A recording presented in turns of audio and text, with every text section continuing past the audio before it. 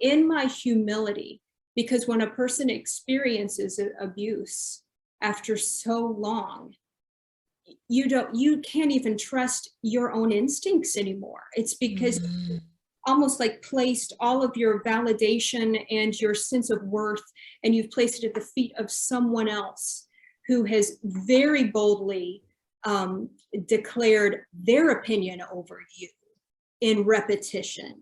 So it took me so long, and I recognized I was a shell of a person. I couldn't put a sentence in front of the other. And I really struggled with depression. I had gained 30 pounds in a year during my healing process. And Victoria, all I could muster was like a whisper, help, Jesus, help me. I knew that he loved me because we used to sing the old Bible song, Jesus loves me. This I know, but I needed to know it after I had been broken down to a shell of a person. And within a 2-year period of finally receiving some form of healing, the Lord started showing me.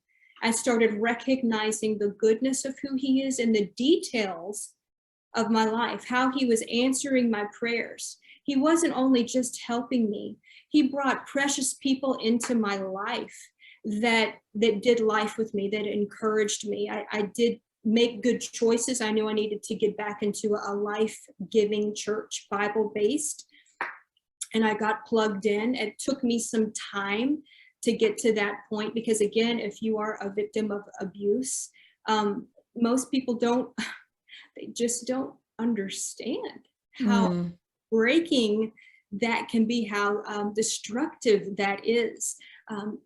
To your self-esteem, to trusting your own voice. Everything is just gone on the inside of you.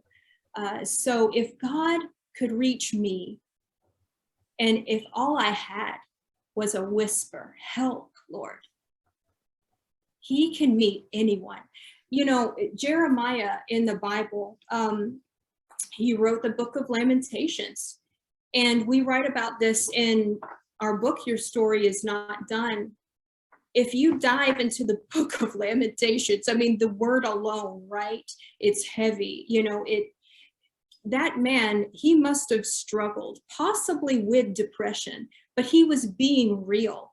And he spelled it all out in that book. And yet Jeremiah was a prophet, and he walked with God, and God spoke with him.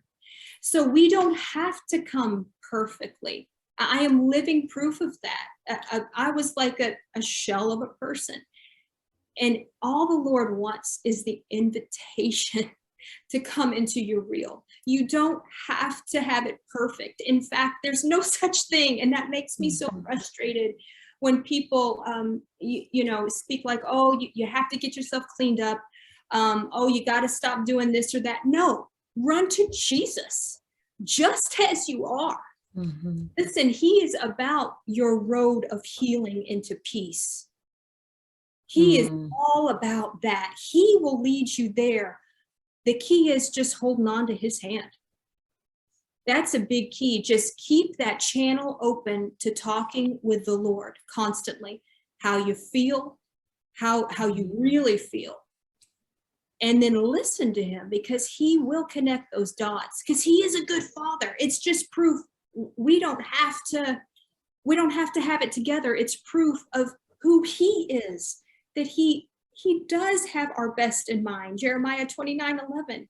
He really has a plan and a purpose, and he loves you so much.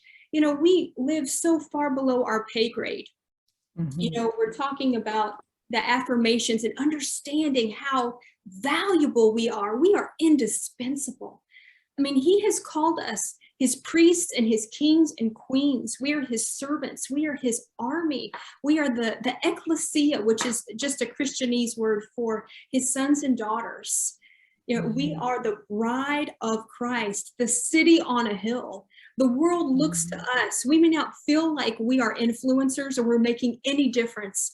But let me tell you, the truth is, when Christ is living inside of you, the world knows it.